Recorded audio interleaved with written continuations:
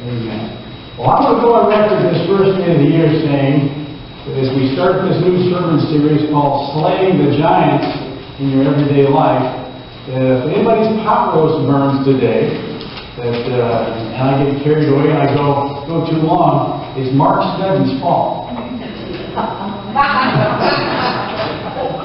Because he put new batteries in my speaker system here. So I'm ready to go. I mean, this thing can go for 3 hours. So you can all thank Mark on the way out, right? No, I wouldn't do that to him. Mark looks after me. The new microphone that we've got, it's kind of cool. It actually shows up how much battery power you have left on the unit itself. Mark can see from the unit that plugs into the speaker system how it is there. So he reminded me earlier, he said, Pastor, you're down to 1 bar. He said, you're not going to make it halfway through the sermon. So we swapped the batteries out and we're good to go. And I appreciate everything Mark does. He does a fantastic job of troubleshooting that for us every week. But slaying the giants in our lives. And as we shared with the kids, this is Epiphany Sunday. What a blessed time of year as those wise men saw out Jesus.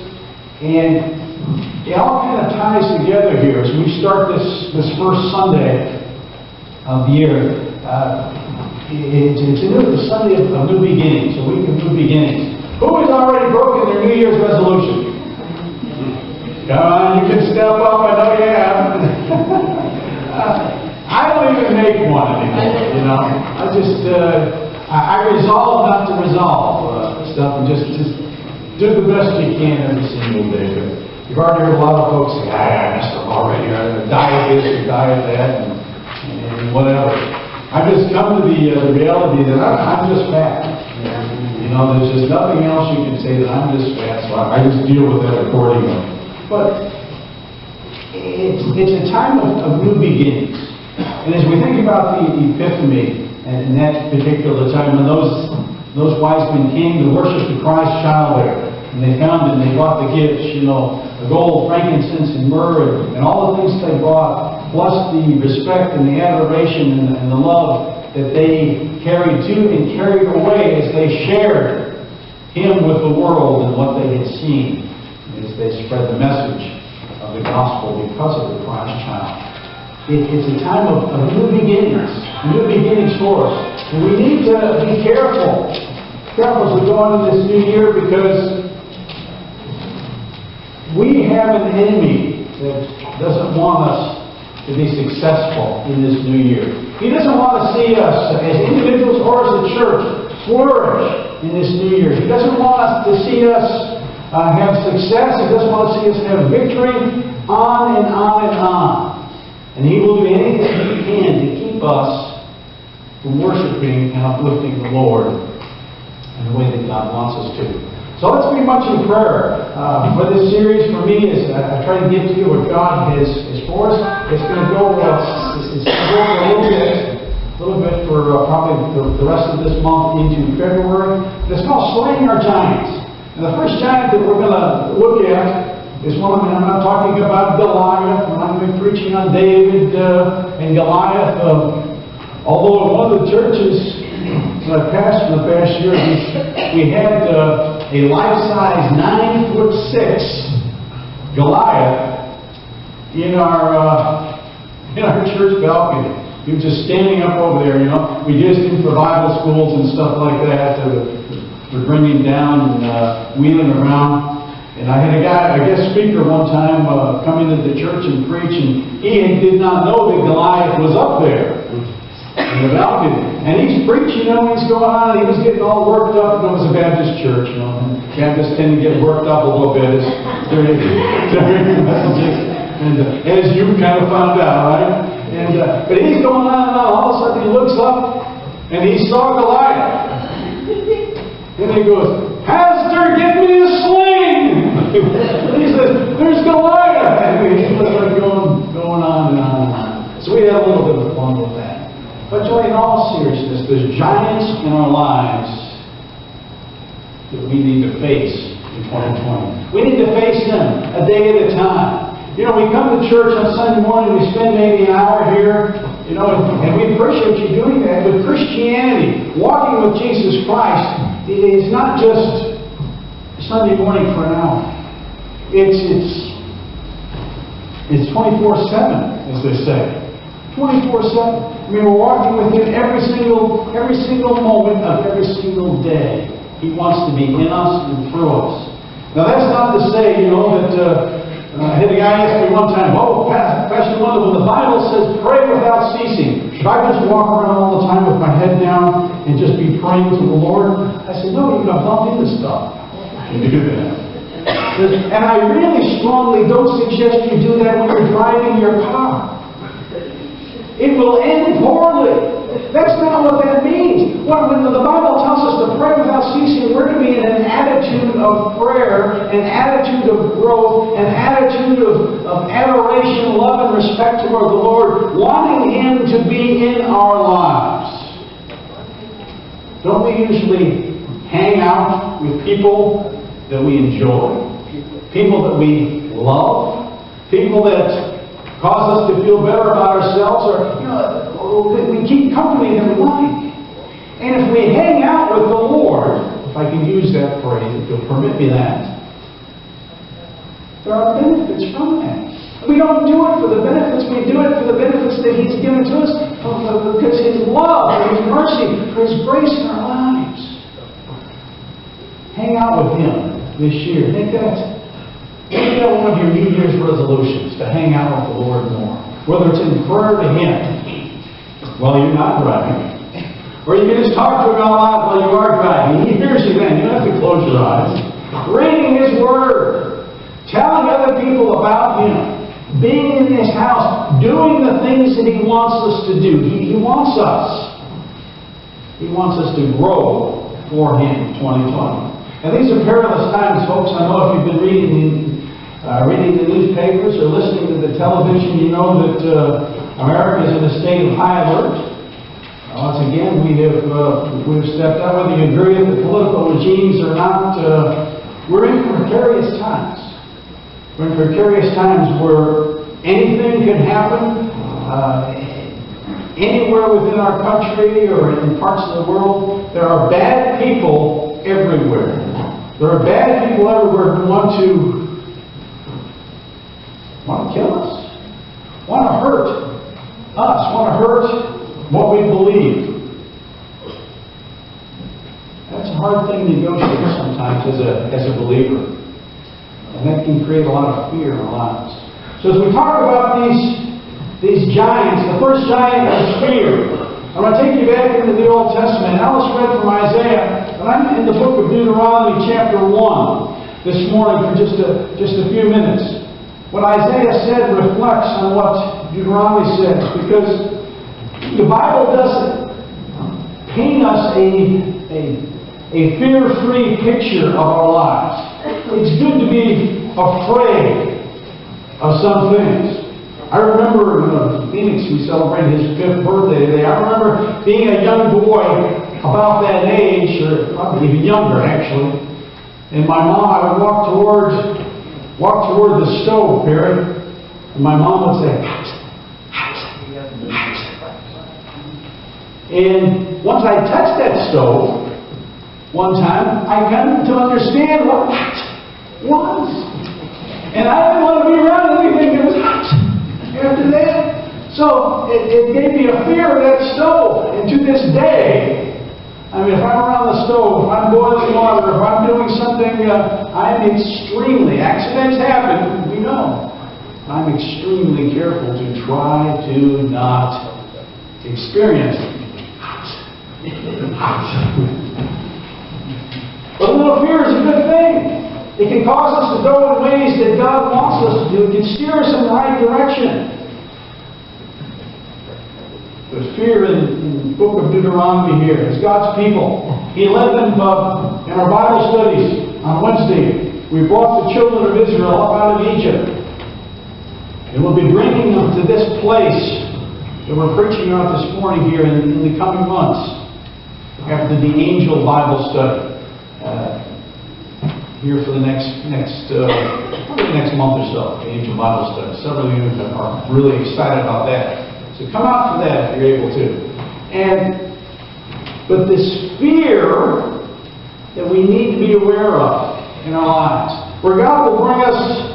Have you ever watched a race in the Olympics or high school where everybody wants to get to the what? If you're running a race, the goal is to get to the what? What line? The finish line. You ever see an athlete, male or female, run all the way up to that line and stop? No. I've run the race this far, not going to go any farther.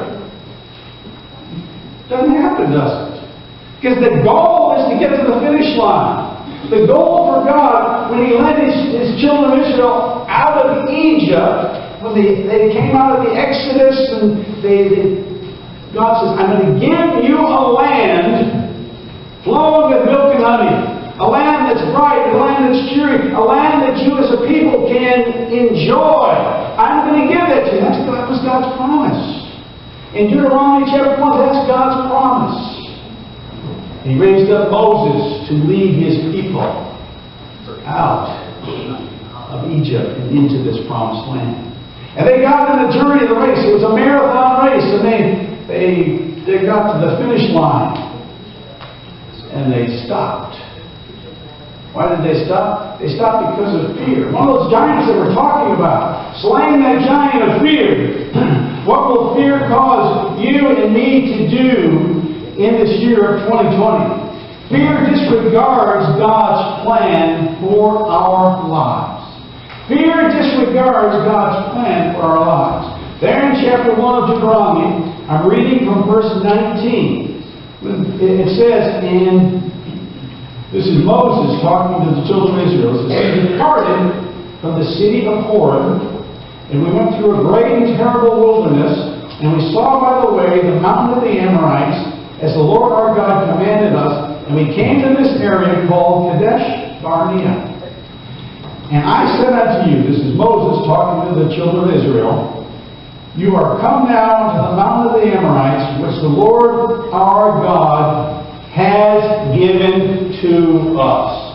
He says, this is your land, and God says, go up now and possess this land. All of this journey is for this moment. This is the finish line. There's the mountains. Beyond them is the land that I have given you. Go up and possess the land. And as good people would do, they say, oh boy, that's really great, Moses, thank you so much. But this is what we'd like to do. This is what we'd like to do. Let's say now there's 12 tribes of us, so let's send a representative from each of those 12 tribes. Let's have them go, because, that's a bend in the road there. We can't really see beyond those mountains what it is and what it isn't, what lies ahead. We really kind of want to know what's over there. So let's send a representative from each of these 12 tribes among us to go over there and check it out. So they sent 12. They elected 12 good men to go and check everything out. These men go and they were spying out the land. And they come back. 10 of them had one report. They all said, oh, the land is great, Some of them brought back big strands of grapes and honey, and it just, the land was fruitful, and it's such a great land. But there's just one problem, 10 of the 12 said. The people there are really big. They're like giants. They're like giants. There's no way we can go in and take this away from them. What were they failing to see here? Who had told them to go do it? God. God said, it's yours. How many times in your life or in my life has God given us something, given us a blessing, or given us an opportunity, or given us a direction, and we said, well, God, that's pretty clear, but let's talk about this. Let's talk about this. He had given them a perfect direction, but they allowed fear of the unknown, fear of what was around that first bend, that first fork in the road. They allowed that to cloud their judgment. what fear will do in your life. Will it disregard God's plan for your life? The Apostle Paul addresses this in the New Testament there in 2 Timothy chapter 1. When he said, God has not given us the spirit of fear, but of power and of love and of a sound mind. God doesn't give us a spirit of fear. He gives us a job to do. He expects us to do it. He expects you to do yours. He expects me to do mine. He expects us as a church to follow His will, to conquer that which He has put before us when He says it's ours. That's what He did with the nation of Israel. And they said, no, let's God, we know what you say, but let's think about this. So fear not only disregards God's plan, but it distorts God's purposes. It distorts God's purposes.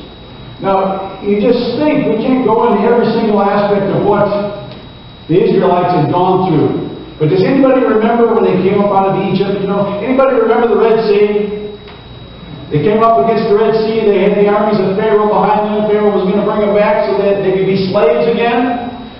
And there was no way for them to cross that Red Sea, right? Too deep, too wide, too much current, all of that. What did God do?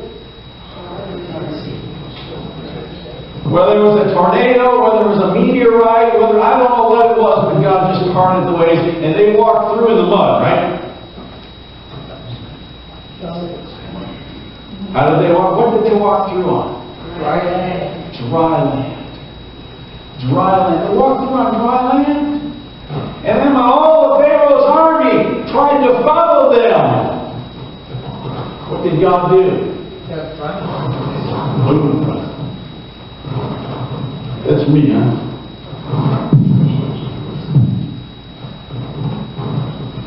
If I tried to follow on dry land, it all collapsed. It all collapsed. All water did. So God showed what happens when you're in my will. He leads, He guides, He directs. His purposes should be our purposes. He delivered them through the wilderness. He delivered them when they needed food. He sent manna.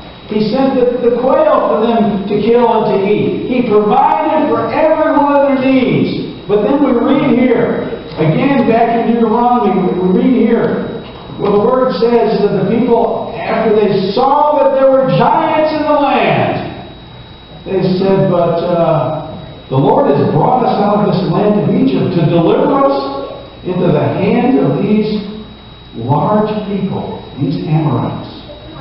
Fear does that to us. Fear tells us that it can't be done. God says something, it can't be done. It can't possibly. Now you would have thought at this point that they would have cut God some slack, maybe, huh? Well, we see where He's brought us from.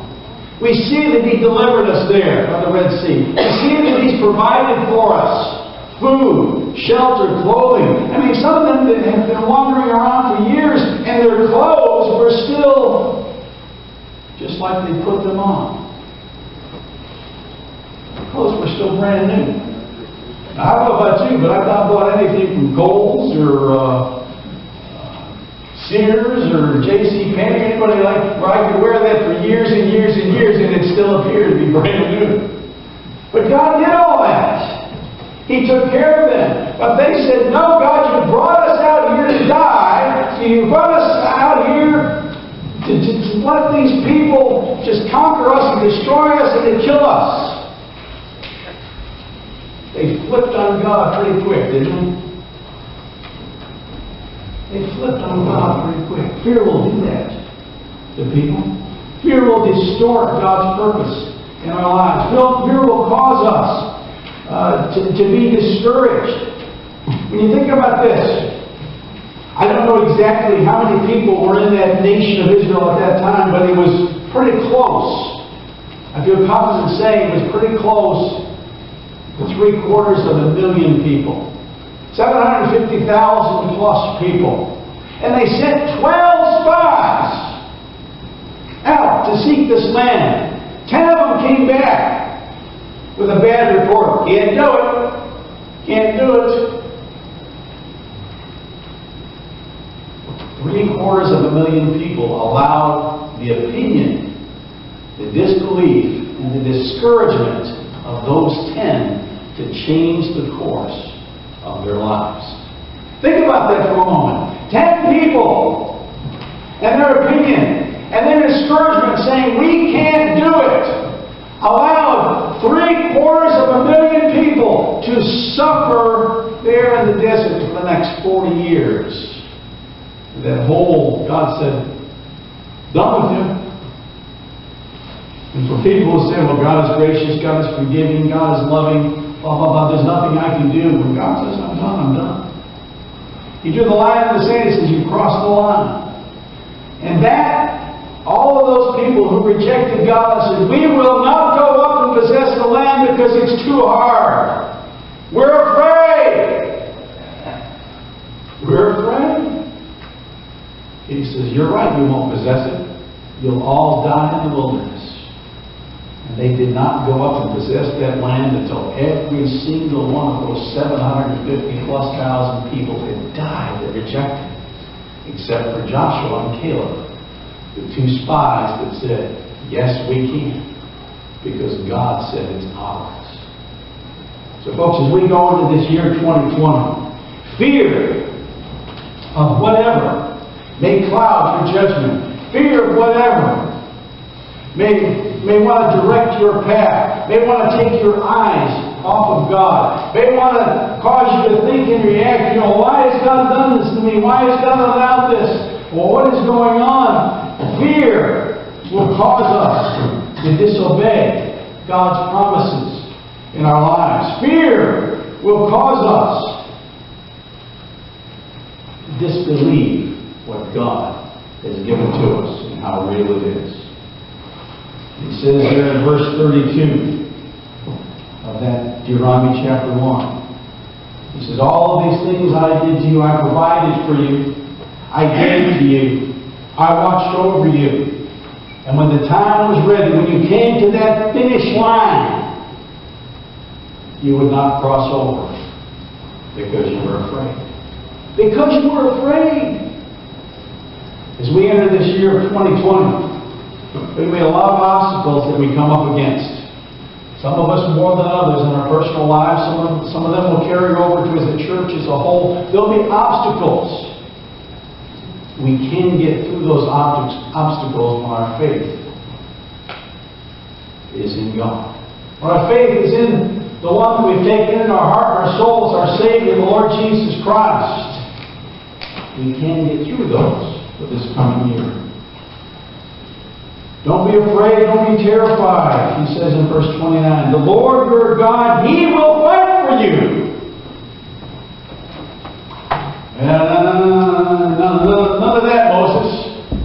We don't believe Him. We don't believe Him. Will you let God fight for you this year? Will you let Him be your sword? Will you let Him be your shield? Will you let Him be your buckler? All the other equipment that a soldier would wear. Whatever comes our way, as a nation, as individuals, as a church, none of it catches God by surprise. And whatever happens in 2020, let's keep our eyes upon God so that He will know that we're available, that we're faithful, and we will respond to the call to cross the finish line. Do you know Him as your Savior today? If you don't know Him, if you're not sure, you wonder, if there's any doubt in your mind, see me after. I'll take the Bible and show you page by page, verse by verse.